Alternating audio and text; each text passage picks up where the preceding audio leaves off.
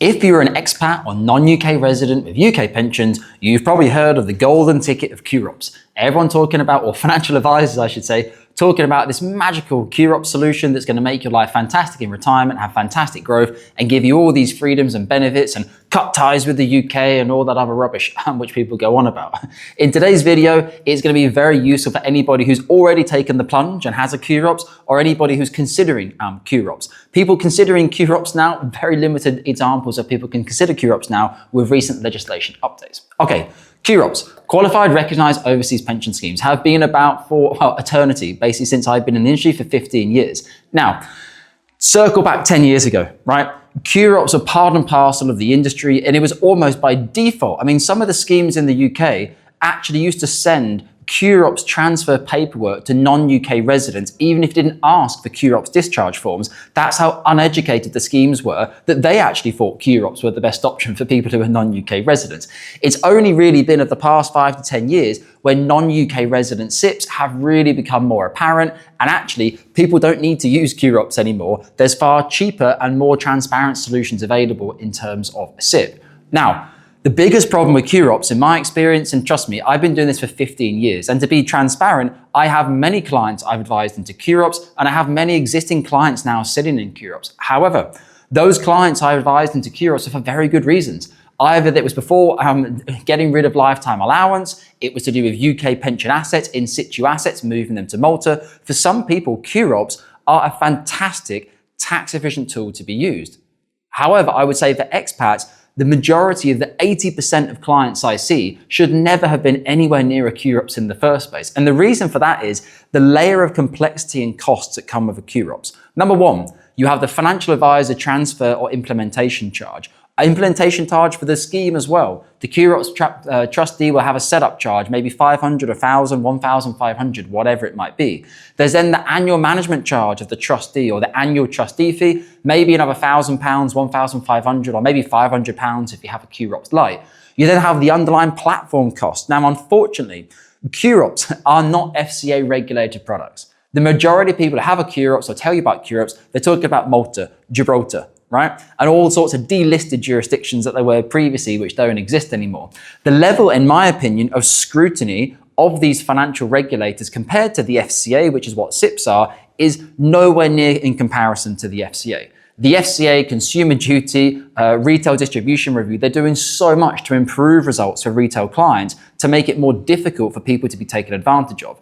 When it comes to QROPS, I'm sorry, that level of protection and regulation just doesn't exist in what I've seen in 15 years in the industry. So what very often happens is, rather than going into, say, an FCA regulated platform, which has a very low cost charges, people are put into high commission offshore bonds, 8-10-year exit penalties, and the client's charges just rack it up from there.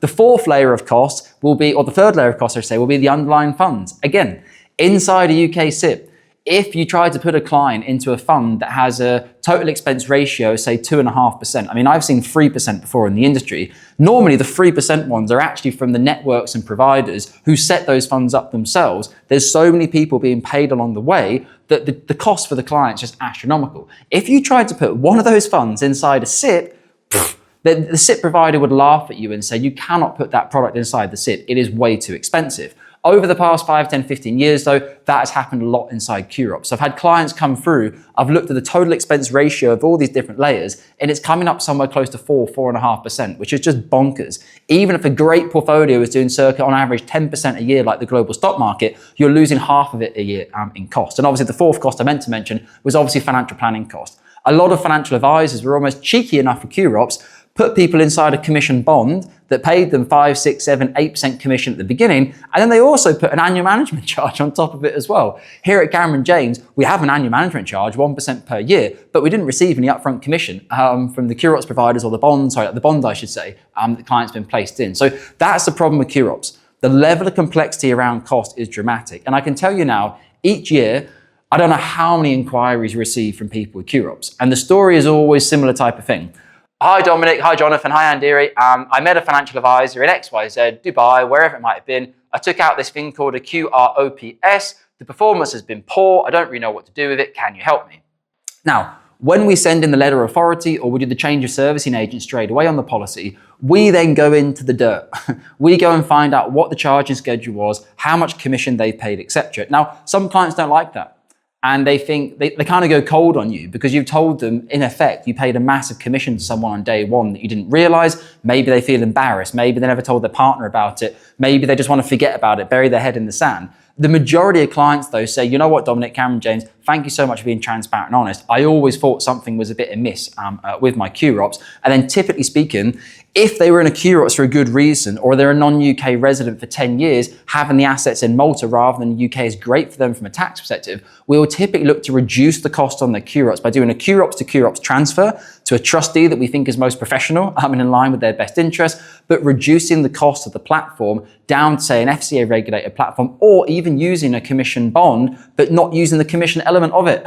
The bond providers out there, many of them offer commission-free, zero cost on an ongoing basis almost. I mean, for example, there's a couple of bond providers at £600 per annum if no commission has been taken from the beginning. So we will do a full analysis of your QROPS and help you work out how to reduce your ongoing cost. If it's 2, 3, 4, 4.5% per annum, let's get that down to around 1.3, 1.4, 1.5% all in, so that obviously your costs are a lot more better value than what you were paying before. And for anybody watching this video who's considering a QROPS, limited options now to get into a QROPS, but I hope everything that I've said before is quite useful for you to understand that maybe you might be better with something like an SIPP, which is far more cost effective. If anybody has any questions on QROPS, if you think QROPS are a good idea or a bad idea, what experience you've had in the industry, please let us know in the comment section below so we can start a discussion and try to help out anyone else who may be feeling a little bit like they've got burnt on their QROPS, or they perhaps didn't make the great decision some years ago. And as always, as I say to all my clients and viewers, take care of UK pension assets.